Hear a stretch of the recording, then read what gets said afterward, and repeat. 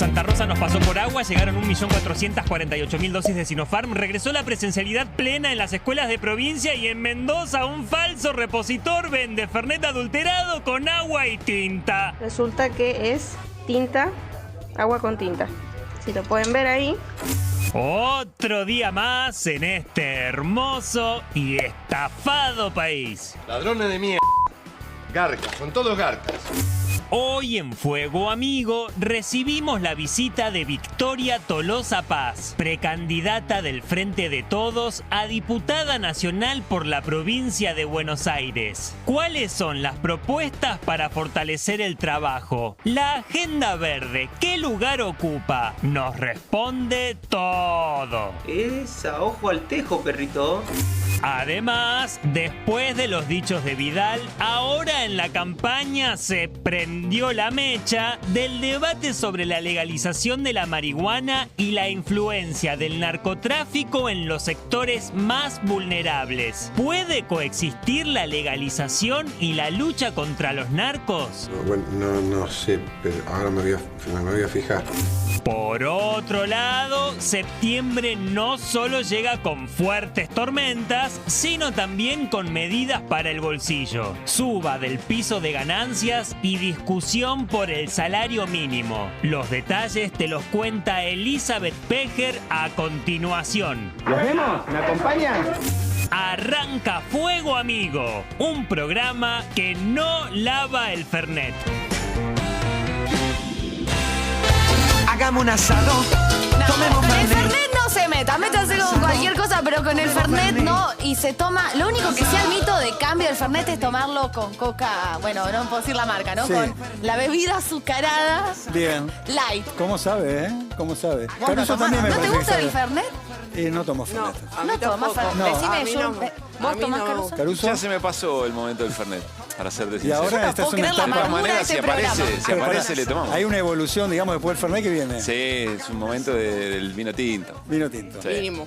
No, Fernet no. No, la verdad, No. pasemos de tema porque ya mira. Yo me salté, Me el tema del pusieron- Fernet me lo Igual- salté, fui derecho al vino, La parte de no decir el chivo viene antes que la marca, digamos, ¿no?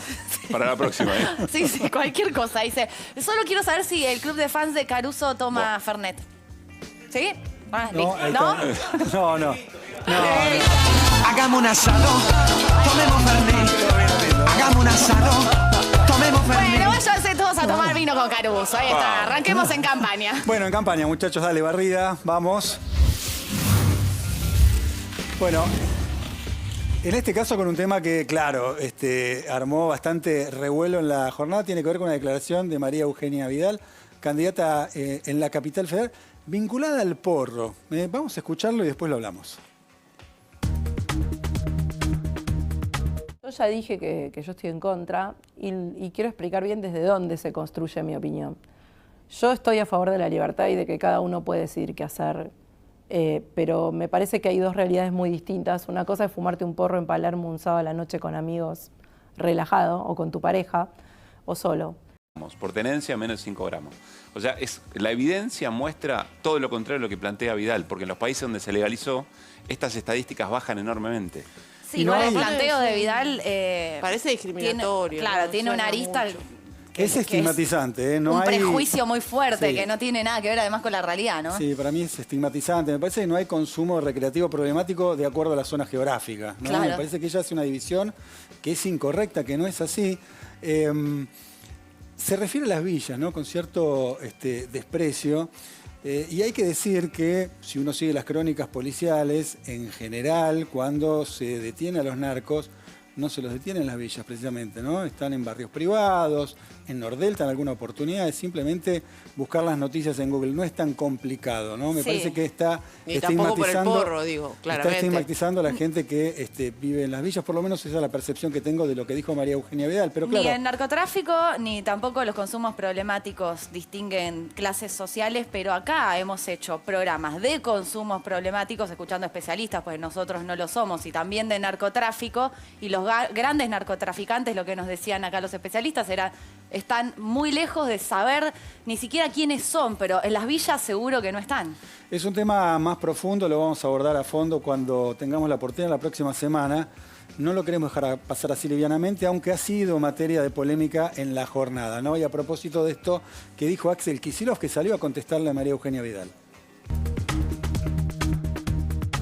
Exhibe un pensamiento no solo tremendamente discriminador, sino que se explica bien por qué se vuelve a capital, ¿no? Porque se ve que lo que ocurre de manera muy difundida en la provincia de Buenos Aires es algo que no llega a comprender y que le desata este tipo de pensamientos. Así que bueno, está bien que hablen, que opinen, como decía el otro día en La Plata, ¿no? Ojalá hubiera una ley de etiquetado frontal para candidatos y pudiera verse bien qué es lo que realmente piensan, opinan, sienten y luego llevan a la práctica cuando les pasa responsabilidad de gobierno.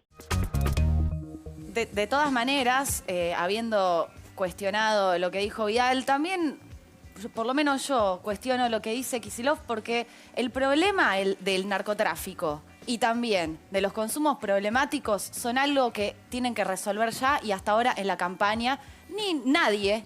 Cuando un presidente dice eso, da línea es una campana de largada para que el debate se dé. Bueno, a mí me gustaría escuchar un poquito más de argumentos. Yo quiero decir otra cosa más a propósito del discurso de Kicillof. La verdad, yo no sé si, como dijo Kicillof, el traspaso de distrito de María Eugenia Vidal tiene que ver específicamente con este tipo de cuestiones. Pero ella explica otra cosa. No, entiendo yo además que hay una estrategia electoral de Juntos por el Cambio.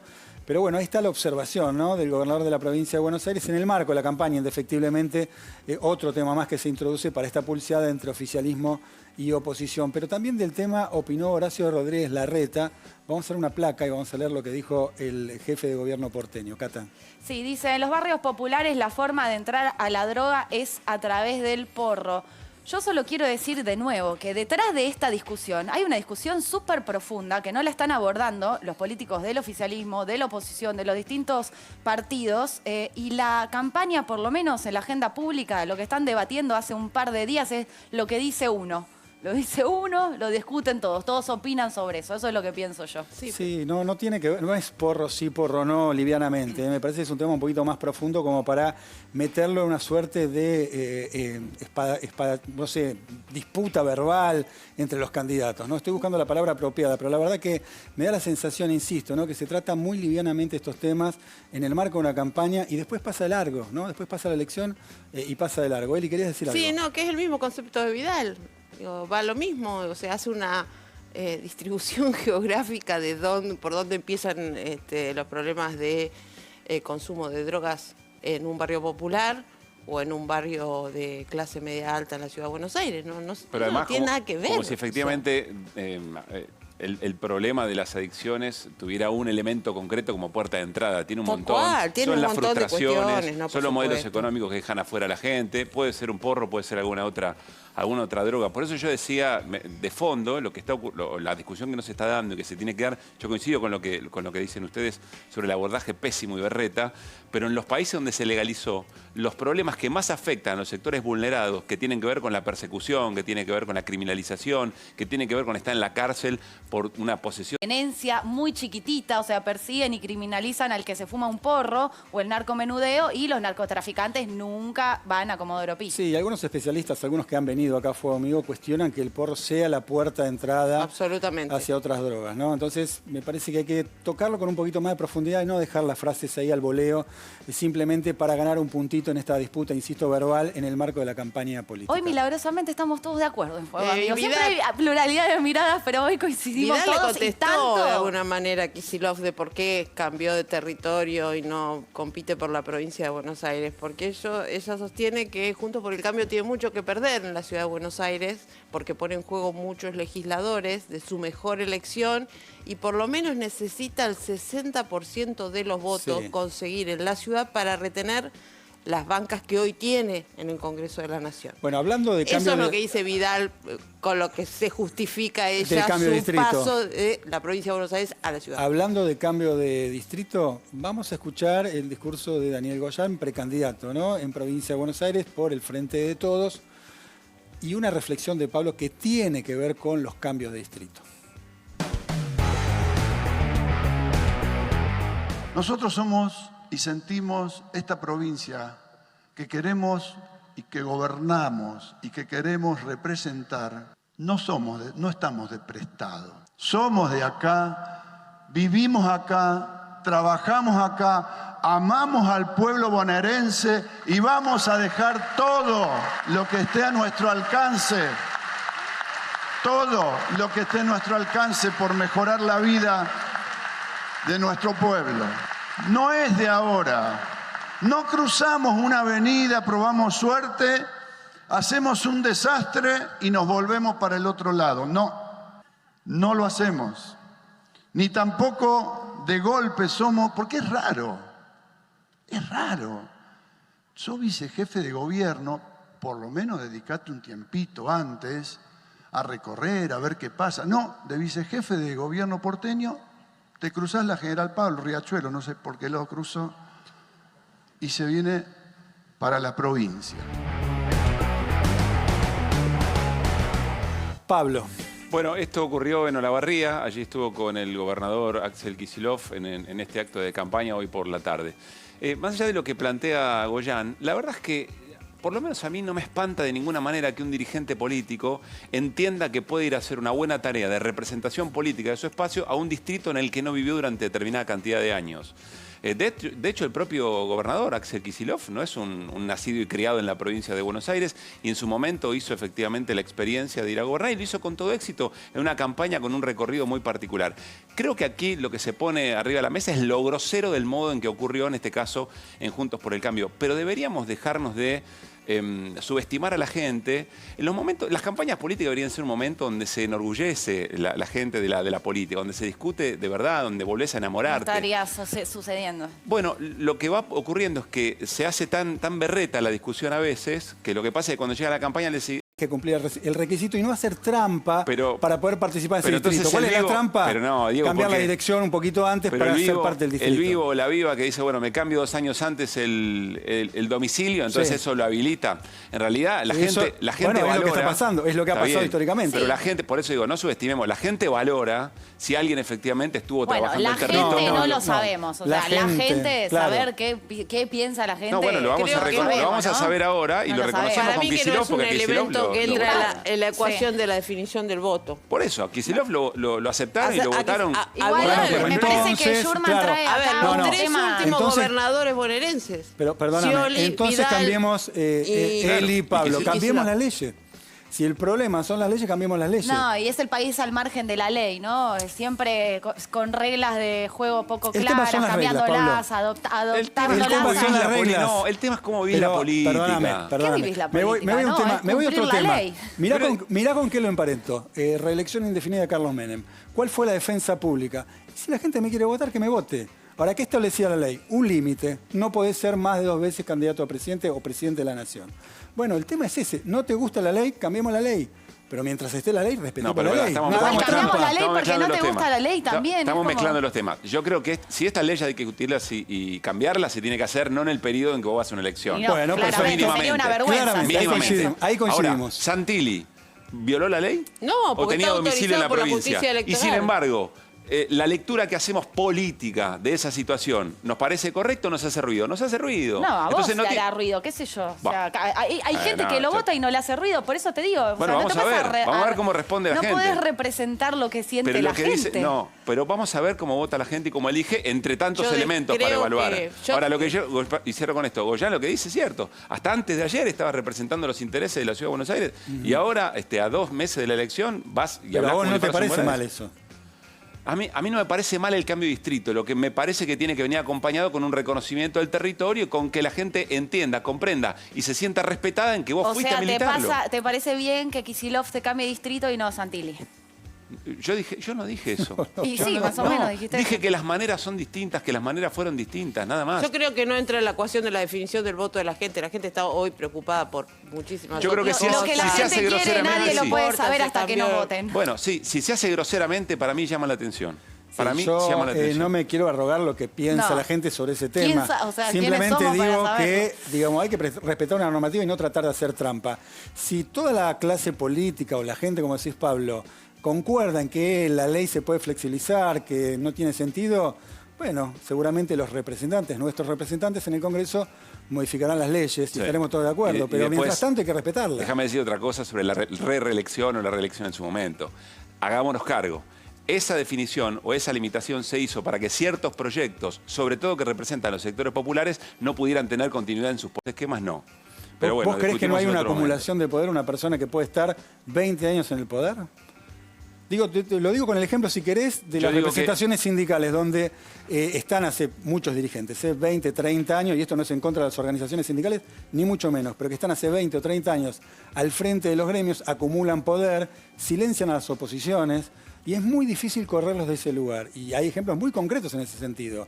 Yo creo que la alternancia es necesaria. Yo creo que si creemos de verdad que la calidad democrática va en la alternancia, tenemos un montón de ejemplos Yo no en el digo mundo que lo demuestran. La, con mayúscula, la calidad, pero es un punto más hacia la calidad democrática. Bueno, cierro con esto para no hacerla muy larga. La alternancia es un elemento que utiliza el poder dominante para cortar el desarrollo de proyectos que atentan contra sus privilegios. Ese es el espíritu político. No, después si quieren discutamos. No, pero un proyecto es más que una persona, digo. Puede haber alternancia de personas. Por supuesto. Siempre continuando con los mismos proyectos. Tenemos el problema de los líderes populares. Los líderes populares no cuentan con todo el aparato del poder real para poder sostener. Pero vos empoderás a una persona y no un proyecto político. Lo que tenés que empoderar es un proyecto político, en todo caso, para que ese proyecto político sea votado continuamente. Estoy de acuerdo. Lo que no me hace sacar de la cabeza es que la regla de juego las decide y son parte de un esquema de poder dominante. Siempre fue así. Siempre fue así. Y si no, ¿por qué el consenso más importante que hemos tenido en el último tiempo tiene que ver con la reforma del 94 y el Pacto de Olivos? Pero, ¿y qué garantizó eso? ¿No es la gente la que vota? Anda a modificarlo. La gente no ha votado proyectos. La política tiene sus complejidades y el poder tiene sus complejidades. Se introdujo legislación muy importante en la Constitución, como el artículo 14 bis, que garantiza un montón de derechos laborales y sociales. Está bien. Una reforma, sí, en general es un consenso neoliberal. Bueno, lo seguimos en otro momento, es interesante lo que estamos discutiendo. Que se rompe ahora y esa es la verdadera grieta, que se rompió ese equilibrio y ese consenso. Abrís un nuevo debate interesante además, y lo vamos a seguir debatiendo con Pablo. A mí me parece muy interesante esto, Les digo sinceramente, no hay más tiempo, porque tenemos una invitada y queremos dialogar con ella. Ella es Victoria Tolosa Paz, es precandidata, cabeza de lista, en Provincia de Buenos Aires por el Frente de Todos, y la presentamos de la siguiente manera.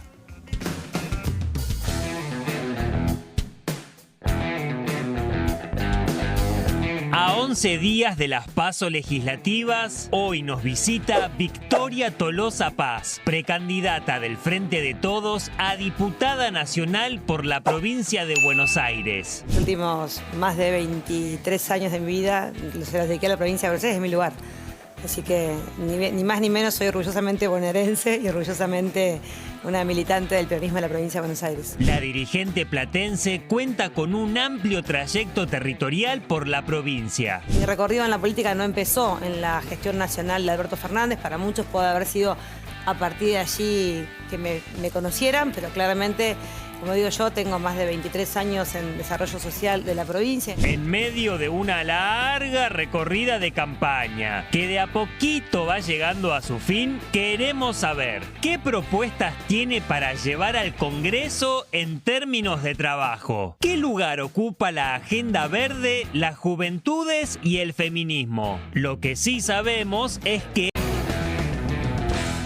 Bien, y le damos la bienvenida, le agradecemos a Victoria Tolosa Paz que esté con nosotros. Bueno, un poco lo que venimos planteando con los candidatos que vienen son el tema de las propuestas, ¿no? Un poco también lo debatimos recién, escuchamos como mucho chisporroteo, críticas de un lado, la respuesta del otro, pero no profundizamos en las propuestas.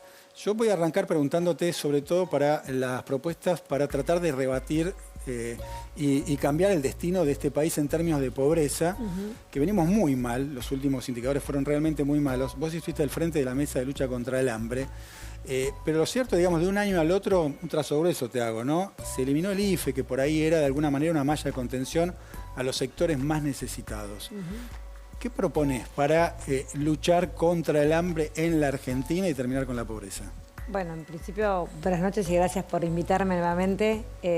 Decirles que trabajamos todos los días para la reconstrucción de la Argentina para nosotros el ordenador social por excelencia es el trabajo. O sea, el que termina ordenando la vida de todos nosotros es el trabajo. Y está claro que durante toda la gestión del año pasado, la prioridad de nuestra agenda social, en mi rol de presidenta del Consejo Nacional de Coordinación de Políticas Sociales, tenía que ver con poder empezar a reconstruir algunas de las pérdidas centrales que tuvimos durante 4 años. Cuando uno miraba el universo del 10 de diciembre, cuando subimos con nuestro presidente de la Nación, las madres con niños de 0 a 6 años en una primera etapa, pero luego lo extendimos a 14 años, habían perdido claramente poder de compra con la asignación. O sea, habíamos mantenido algo bueno que fue durante 11 años una política que no se tocó, ni siquiera con Macri y con Vidal, nadie se animó a derribar la asignación por hijo, pero el desplome de la asignación había sido brutal, porque esa asignación había perdido compra real. Con esa misma asignación la mamá en diciembre del 2015 compraba el 70 la canasta básica, cuando se fue Macri compraba el 48. Lo que hicimos fue una política universal para darle cobertura a 4 millones de niños y niñas con la tarjeta alimentar. Ahora está claro que el desafío es que esas 2 millones de madres puedan encontrar un sendero de trabajo, porque claramente el objetivo nuestro no es que vivan de la asignación y la tarjeta alimentar, sino en el mientras tanto hay un Estado que cuida la alimentación de los niños en ese hogar, pero mientras tanto construye un sendero de la salida. Entonces, todo lo que tenga que ver con la recomposición del mundo del trabajo en la Argentina, quieras o no, es también la salida que repercute en las políticas sociales. Y concretamente del trabajo, que es una de las preocupaciones concretamente de el trabajo, lo que decimos es de 18 a 24, que los niveles claramente de exclusión laboral son muy fuertes, los niveles de desocupación son muy marcados, y más aún en las mujeres, venimos trabajando, que yo creo que va a ser también una parte importante de la creación de leyes que vayan a reforzar lo que es un programa de gobierno, se llama Te Sumo, que es el reclamo que más se escucha en las recorridas de las pymes. ¿Cómo y de qué manera el Estado acompaña la decisión de un empresario que quiere hoy tomar 3 o 4 o 5 o 10 jóvenes a sus plantas industriales? Hoy estamos asistiendo al crecimiento de la industria. Hoy mirábamos los niveles de 33.000 puestos de empleo formal. Se construyeron en la Argentina en tiempos de pandemia, que no es un dato menor. Pero al mismo tiempo queremos que se emplee al oxígeno y a lo que son gases para uso medicinal, pero también para la industria. Ellos me decían, para vos tomar una persona que aprenda, porque son obviamente oficios complicados, complejos. No estamos hablando de que estos beneficios puedan para todas las ramas y sectores. La construcción claramente no lo necesita porque absorbe rápidamente mano de obra con baja calificación que se incorpora rápidamente a la fuerza laboral formal. Pero hay ramas y sectores donde el empresario duda porque tiene un tiempo además para poder formar a esa persona, a ese trabajador, sea mujer o hombre, en la planta según la especificidad de esa rama y sector. Entonces, yo creo que viene una Argentina donde el debate es lograr incentivos también a la contratación de jóvenes de 18 a 24 años con un Estado que es solidario de esa construcción y de ese empleo formal. El programa Te Sumo hoy no es ley, pero es un programa muy fuerte del Gobierno Nacional que ya cuenta con más de 1.000 pymes inscriptas en el programa. Esto es puestos de empleo para los jóvenes. Déjame preguntarte, a propósito de las empresas, vos hablaste algo del tema impositivo. Se armó un debate a propósito de tu declaración, pero me quiero detener en una frase que vos dijiste, que querés una matriz impositiva progresiva. Sí. Y te pregunto porque hay un viejo debate respecto a qué hacer con el IVA, que es un impuesto regresivo, ¿no? Pagan lo mismo el pobre y el rico. Siempre se habla, pero después nadie mete mano ahí. No. Nadie quiere modificar el IVA. A ver, nosotros lo expresé muchas veces y fue titular del Diario de la Nación en un sacado de contexto interesante, que es que nosotros ya somos parte de una fuerza política que empezó el camino de la construcción de la matriz progresiva. Nosotros hicimos modificaciones importantísimas en tiempo de pandemia. Incluso la ley de IVA, que modificamos porque entendemos que quienes tienen capacidad contributiva no pueden estar eximidos del pago del impuesto al IVA. En mi casa yo tengo capacidad para comprar la leche, el aceite, el arroz, los fideos y pagar el IVA, claramente. Ahora, con la ley que nos había dejado Macri yo no pagaba el IVA. Y está muy mal que no lo pague. Ahora, lo que hicimos nosotros fue revertir esa situación y darle un nivel de cobertura a las mamás de la asignación, a las jubilados y jubiladas de la mínima y a las mamás que tienen la tarjeta alimentar, en donde por la compra con la tarjeta de débito de la UH y la tarjeta alimentar y de las jubilaciones hay un reintegro del IVA en esos casos. O sea, hay una matriz que se va construyendo de esa manera. Ahora, hay otras leyes que muchas veces no están en la agenda, que muestran lo que venimos a hacer. Yo hablé, y lo sigo diciendo, el cambio y la modificación del impuesto a las ganancias, no solamente para los trabajadores que no pagan más impuestos a las ganancias, que es claramente empezar a trabajar con que los trabajadores no paguen, no tributen un impuesto que está pensado para quienes tienen capacidad contributiva. 1.300.000 trabajadores no pagan más impuestos a las ganancias y eso también es construir una matriz progresiva. Pero además dimos vuelta a las alícuotas de las empresas. Las empresas más grandes en la Argentina en Macri pagaban el 30% de impuestos a las ganancias. Hoy pagan más. ¿Cuánto más? El 35%. ¿Qué porcentaje de empresas? El 5%. Quiere decir que el 95% restante de las pymes pagan menos impuestos que en la época de Macri.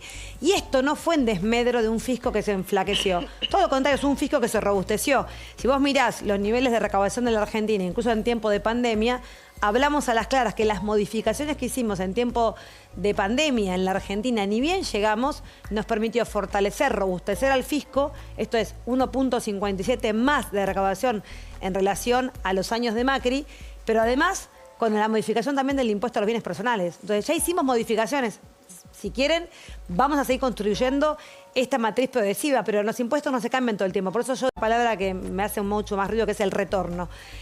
Dijo, para tener un retorno, yo le diría rentabilidad a Mauricio Macri, es necesario ahí en la Argentina. No hay otra Argentina posible, que es la que construimos. Bien. Quienes pensamos en que claramente hay que caminar un sendero de fortalecer al fisco para poder tranquilizar, obviamente, los niveles de recaudación que nos permitan seguir brindándole a la población educación, salud, producción, logística e infraestructura. Victoria, uno de los temas que le preocupa, por ejemplo, a los jóvenes y también a muchos ciudadanos es la agenda ambiental. En la provincia de Buenos Aires, según un informe de la Defensoría de la provincia de 2018, o sea que puedan haber más todavía, hay 80 basurales a cielo abierto en la provincia. ¿Tienen algún proyecto específico para erradicar los basurales a cielo abierto? Bueno, hay que trabajar sobre una ley de gestión integral de residuos urbanos, la famosa GIRSU, que tiene que aplicarse en toda la Argentina, porque los niveles claramente de lo que hacemos todos nosotros consumimos, todos nosotros somos generadores de basura y tenemos que tener un mecanismo no solamente de separación en origen, sino lo que se llama la economía circular con la basura. Podemos generar puestos de trabajo.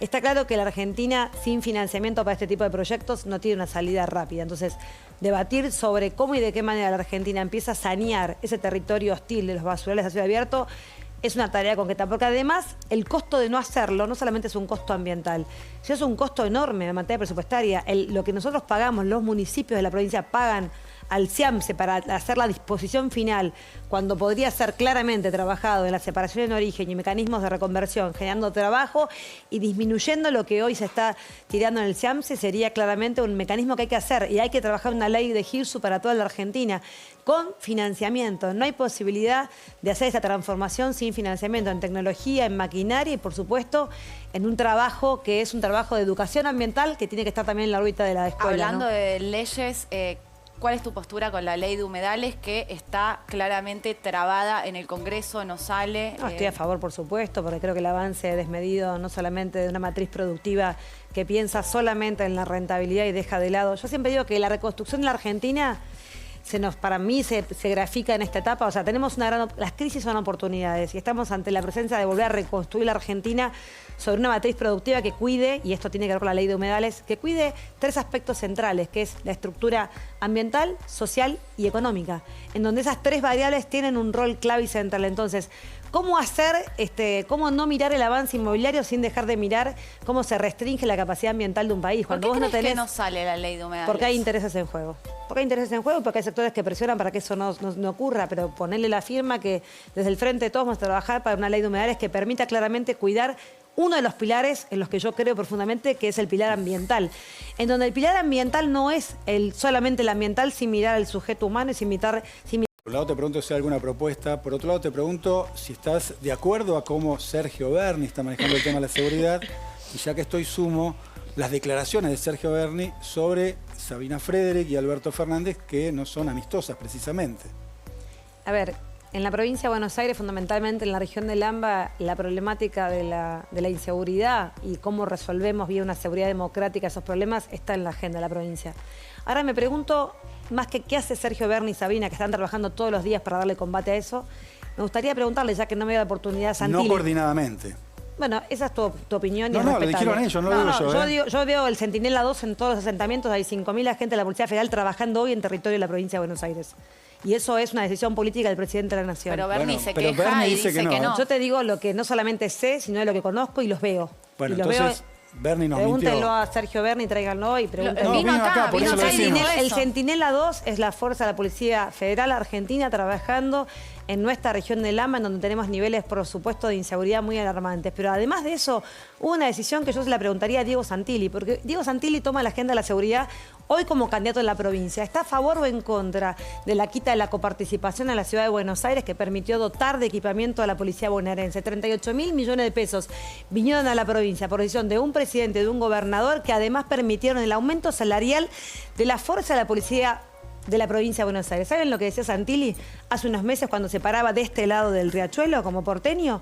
Que estaba mal la quita de esa coparticipación a la ciudad. ¿Hoy qué piensa Santilli?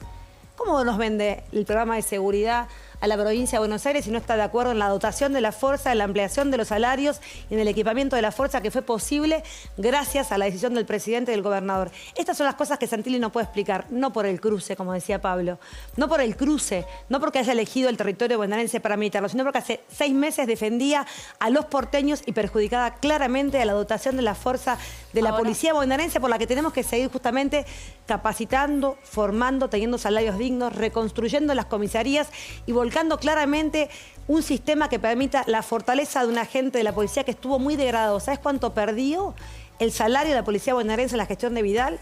29%. ¿Sabes qué está haciendo el gobernador con muchísimo esfuerzo? A partir de la reestructuración de la deuda va a poder claramente volcar más recursos también Kicillof. Tratar de nivelar hacia arriba el salario con una policía mal paga, totalmente en condiciones paupérrimas en sus infraestructuras. Vas a las comisarías y ves lo que pasa. Hay ahora en 94 comisarías obras de infraestructura para poder dotar a la fuerza no solamente de un salario, sino de capacidades y de lugares dignos para trabajar. Victoria, te agrego a Santilli que nos conteste. Sé que no lo va a hacer porque no quiere debatir, porque no puede contestarle esto, no a Victoria Tolosa Paz, sino al pueblo de la provincia de Buenos Aires. Que si hubiese sido por él, le negaba, vuelvo a repetirte, la cantidad de patrulleros que se compraron con los 38.000 millones de pesos ha sido impresionante. La construcción de 4.000 paradas seguras de colectivos, porque eso es lo que tiene que ver. La seguridad democrática es un término que va más allá de pensar en la gente, que es sumamente importante y necesario en las calles, formado, capacitado y con salarios, pero también todo lo demás. Hoy vengo de visitar Almirante Brown, 4,5 kilómetros de una avenida de asfalto con paradas seguras, con luminaria LED, que une 4 localidades desde Rivadavia pasando por Gleu. O sea, esas obras, que es dinero, también es seguridad en términos de lo que hoy me decían los vecinos. Los jóvenes pueden ir tranquilos a trabajar porque tienen una vereda donde caminar, tienen una parada de colectivo con una cámara y tienen luminaria. Estás nombrando a los jóvenes y te quiero mostrar un tape. Porque hoy en Altavoz, en el programa de los jóvenes de la televisión pública, que no solemos hablar de política, ellos mismos se acercaron y dijeron: Cata, queremos nuestro altavoz, queremos decir algo de la campaña, y me parecía interesante compartírtelo, a ver qué pensás de lo que estaban diciendo. Mirá. A ver. Y la verdad que lo único que me gustaría decir es que siento que el problema de la juventud, los problemas de la juventud, son los mismos que los problemas de toda la gente del país. La pobreza, el acceso a la educación, el acceso a la tecnología para tener oportunidades laborales. Así que nada, no sé, me gustaría empezar a discutir. Sí, tal vez estaría bueno entre cada 20 TikToks bailando, uno de propuestas. Uno que diga, más o menos, es la forma de llegar a ¿qué van a hacer? Es tremendo, o sea, se piensa que los candidatos, si hacen una coreografía de TikTok, nosotros vamos a votarlos. Digo, ¿qué se piensa que tienen los jóvenes en la agenda? Digo, efectivamente, somos una juventud muy preocupada y es terrible que se nos justamente subestime al nivel de que todos los candidatos hacen coreografías en TikTok y no hay ningún contenido político. Bueno, ahí estaba, ¿no? Se quejan un poquito de las plataformas que utilizan, la manera de llegar, ¿no? No, a ver. Después decían ellos que no era usar las plataformas, sino para qué las usan, qué nos comunican con las plataformas. No solamente qué comunicamos, sino también qué recortes se hacen. Yo el día domingo me pasé 50 minutos hablando de deuda, hablando de la inclusión laboral de los jóvenes, hablando de los proyectos educativos para poder contener. Porque hoy es lindo escuchar a Santilli hablar la educación pública, Vidal, se rasgan las vestiduras, hablan de educación pública. Cuando ellos fueron gobierno, y esto tiene que ver con lo que estamos haciendo, recortaron las becas de Progresar. Vos sabés, Cata, lo que significa para los adolescentes jóvenes que viven en hogares donde el papá y la mamá no tienen laburo o changuean, no tienen la seguridad de levantarse a la mañana y saber que esa noche van a comer. Ese pibe de 14 años, a los 14 ya dice: yo rajo de la escuela, me tengo que ayudar a mi vieja y a mi viejo. Y lo vemos en el conurbano con mucha presencia. Y la beca Progresar es simplemente la oportunidad de que ese pibe en el debate diga: hay un Estado que me va a acompañar a que termine la escuela. Bueno, en pandemia hubo muchas deserciones. Pero esa deserción, hoy lo escuchaba Santilli, que está preocupado. a nosotros nos preocupó siempre. Por eso establecimos el progresar y por eso ellos lo recortaron.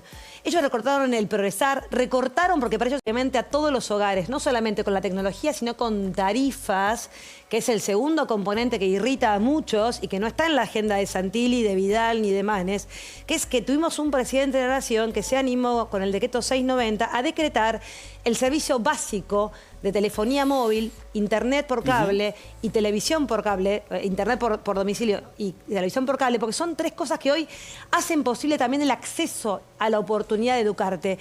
Un pibe que no tiene teléfono, que no tiene computadora y que además tiene una tarifa carísima, se queda desenganchado también de la posibilidad de seguir estudiando y en tiempo de pandemia fue letal. Porque claramente la burbuja y la no presencialidad requería de una estructura para hacerlo, Un millón de ¿no? pibes que se quedaron afuera del sistema educativo según UNICEF. ¿Están pensando en cómo revincularlos? No solamente estamos en qué pensando, escuela? primero, no solamente estamos pensando, sino que no paramos un minuto de pensar en eso cuando establecimos el 690 al servicio básico, donde las compañías de teléfono hicieron hasta lo imposible para ocultar la famosa PBU, la prestación básica universal. No solamente luchamos con esas compañías que no entienden la necesidad de un Estado que regule tarifas para proteger justamente el acceso, sino que montamos la estructura del programa Juana Manso, que es la entrega de las computadoras de nuevo, con 9 empresas nacionales que producen las computadoras para ser entregadas. Extendimos ese aporte solidario extraordinario que se sancionó y que yo aplaudo que haya empresarios que lo hayan pagado. Nos permitió que el 25% vaya a la beca Progresar. ¿Te gustaría que se vuelva a aplicar el aporte? Hay 1 millón de jóvenes que tienen la posibilidad de tener la beca Progresar gracias a ese aporte solidario extraordinario. Y como la palabra lo indica, fue y será extraordinario. O sea, no hay posibilidades hoy. Lo que sí vamos a seguir trabajando es para construir una matriz cada vez más progresiva y para un debate que no es de la Argentina, es del mundo. ¿Qué pasa con las empresas multinacionales, que a esas me refería yo cuando digo hay que seguir cobrando allí, que no tienen jurisdicción en esta Argentina, pero tienen jurisdicción de mercado en la Argentina? Esto es Spotify, Netflix y plataformas. Tienen ganancias en la Argentina. Exactamente, que tienen ganancias en la Argentina y el debate es en el G20, no es un debate de victoria. Incluso Biden lo planteó. Que van a tributar ganancias a partir de octubre en la Argentina y en todos los países del mundo, porque es una discusión no de la Argentina, sino de los países que entienden que se modifica la estructura de comercialización del mundo y ya no pagás o tributás donde estás asentado, sino donde operás. Y hay una jurisdicción de mercado que nos va a permitir recaudar aún más impuestos. Te pido que hagas un punto. ¿Cómo no? Tomes un poquito de agua. Vamos a jugar. Sí, te vamos a subir a un auto. Te vamos a subir al auto. Un auto muy conocido. ¿Vos veías Volver al Futuro? Sí. Al DeLorean. Bueno, te vamos a llevar al pasado y al futuro. A ver. ¿Sí? Vamos a arrancar. Sí, arranca. Mira cómo te subís al auto. Ahí va.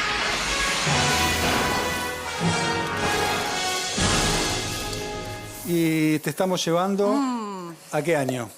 Junio de 2015. Sí, vos tenés un café a solas con Cristina Kirchner. Solas. Y le confías que venís del futuro. Le confías que venís del futuro. Y no perdíamos la Argentina. Julián Domínguez hubiese ganado esa elección. Totalmente. Si hacíamos lo que estamos haciendo hoy, que es buscar la unidad con la mejor o el mejor candidato que exprese la síntesis, era Julián el gobernador. Aníbal no representaba esa síntesis. No, Aníbal es un excelente dirigente, un excelente debatidor y una persona que tiene una capacidad dialéctica pocas veces vista. Pero no era el gobernador para ese momento de la Argentina. El gobernador para ese momento era Julián Domínguez. Mirá. Bien. Bueno, Victoria, yo estaba ahí, trabajando y militando para Julián Domínguez. Miré la fecha, el 3 de junio del 2015 inauguré una unidad básica para bancar la candidatura de Julián Domínguez en la Ciudad de La Plata. Seguimos, Avanzamos. Vamos. Estás de nuevo arriba del auto, del DeLorean. Te vas al 2020. Ya estamos acá más cerca, junio de 2020, y tenés también una charla a solas con el presidente Alberto Fernández.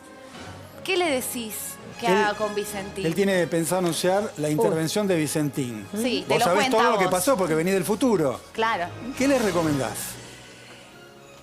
Que en palabras de Alberto Fernández, la expropiación no era una buena salida, porque claramente no lo pudimos hacer, de hecho.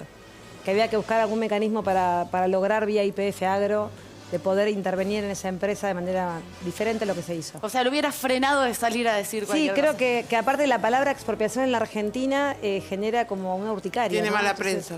No, y yo lo digo de verdad, creo que a mí no me gustó cómo fue, pero no por Alberto, digo, cómo fue el derrotero de la justicia, la intervención, la ida, marcha, que no quedó nada. En definitiva, hoy, Vicentín, ¿quién lo opera? Es la pregunta del millón. ¿Quién opera a Vicentín hoy? ¿Quién exporta el nombre de Vicentín? ¿Vamos del pasado al futuro? Y PSA me hubiese gustado más. Seguimos con este viaje, ¿eh? Vamos. Sí, te vas al futuro. Te vas al futuro. A ver, a ver. Viaja, diciembre de 2023. Sos electa gobernadora de la provincia de Buenos Aires. eso es imposible. Tenés que optar entre un jefe de gabinete. Nadie quiere aceptar ese cargo. Nadie. Excepto estas 5 personas que ponemos en Y no pantalla. te queda otra que elegir alguna porque es el rumbo del país. O sea, necesitas sí o sí alguno de ellos. Pero está claro que al Ahí único está. que elegiría es a Sergio Berni. No tengo opción de todos esos. Están- bueno, Milei, vamos a nombrarlos. Milei, Sí. Jorge No, Macri, por favor. Fernando Iglesias, Esper No, y Sergio Berni. Mira, Pero elegís a Berni. Pero no tengo ninguna duda. O sea, lo conozco a Sergio Berni exactamente desde el día que entró Alicia Kirchner. El 25 de mayo asumió Néstor Kirchner. Yo era una joven que trabajaba en el Ministerio de Desarrollo Social. En la privada del Mitre y entró Sergio Berni. Llegó un mensaje. Se bajó Berni. ¿Se bajó, dijo? Sí, no puede. Te Tenés quedan que 4, elegir ¿eh? a esos No hay 4. forma. ¿Uno? Y No. Si no podés salvar al país. No hay mujer y está muy mal esa Sí, plata. está corto de mujeres. No, María pero Virula, todo. Pero claro, yo no estoy Precisamente por pensando en eso. mujeres, entonces no me pusieron ninguna que me guste. Pero Tráiganme mujeres. no tenés opción, ¿eh? No hay Son- opción No. que yo pueda elegir entre 5 muchachos. No, tenés que elegir entre ayórmense. Milei, Espert, Jorge Macri y Fernando Que Iglesias. la producción trabaje un poquito más, Cata, y elegimos. No hay forma. O sea, Se cae la tráiganme provincia de mujeres. Buenos Aires. No se hay cae ni- nada. salvar al país, Victoria. No se cae nada, No quédate agarra tranquila. ninguno. Con mujeres el poder no se cae nada, quedó Bueno, demostrado. hablando de Con fe- mujeres el hablando de poder fe- nada se cae. hablando de No mujeres tiemblen. y Fernando Iglesias no. Pero perdóname, hablando de mujeres y feminismo. Cambien Hizo- rápido la plata. Y decía, ¿qué está pasando? Yo tengo hijos, para quienes no me conocen. Bautista, 27 años. Juana cumple ahora, a las 12 de la noche está cumpliendo, ya le estoy por mandar feliz cumple, 26 años, el 2 de septiembre. Y Joaquín, 23. Esa palabra es una palabra que está en mi casa, que está en mi vocabulario con ellos. Si vas a, comparte preservativos, cuídense. Normal, en un ambiente, yo no di esa entrevista hablando seriamente. Es como si mañana, de esto que yo digo en broma, me saquen un textual, ¿no? Lo descontextualizaron. Pero lo que digo es que es verdad, porque podés decir, Tolosa Paz en una entrevista humorística dijo tal cosa. Tenés que ponerlo en el contexto donde lo dije, cómo lo dije y cómo ellos hicieron mención a que los jóvenes pedían eso. Y yo dije, y bueno, sí. Y yo le agregué algo que yo siento que es que claramente nosotros vinimos a reconstruir la vida y la vida tiene que ver también con el disfrute, el goce, la utilización del espacio público, la recreación, el salir a comer, el poder ir al teatro, al cine. O sea, nosotros no pensamos en máquinas, ¿no? Que haya un salario digno donde trabajaste, vas a dormir, nosotros queremos realmente la felicidad del pueblo. Y eso es mucho más allá Última de lo que a veces se pregunta, expresa. última pregunta, cortito, porque nos tenemos que ir al corte, pero Sergio Berni, tu futuro jefe de gabinete, criticó eso. No criticó. ¿Qué Yo sabes sentís? que sentí que Sergio Berni, al que conozco hace casi 20 años, no vio la entrevista entera. Se levantó, le habían narrado el resumen de medios, miró lo que yo había dicho y había dicho, ¿qué le pasó a Victoria?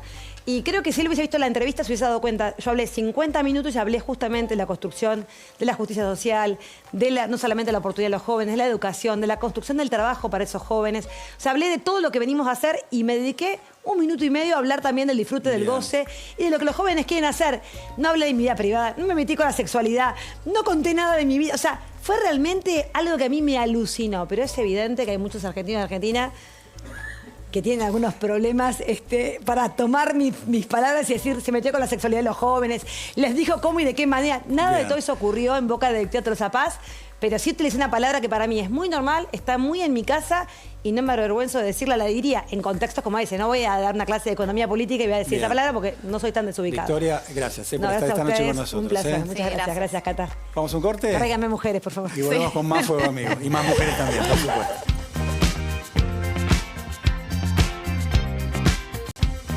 Shurman, se volvió el programa y es la hora de la mariposa. Es la hora de la mariposa. Le enseñé. Caruso hizo una gran propuesta y yo creo que merece que lo aplaudamos.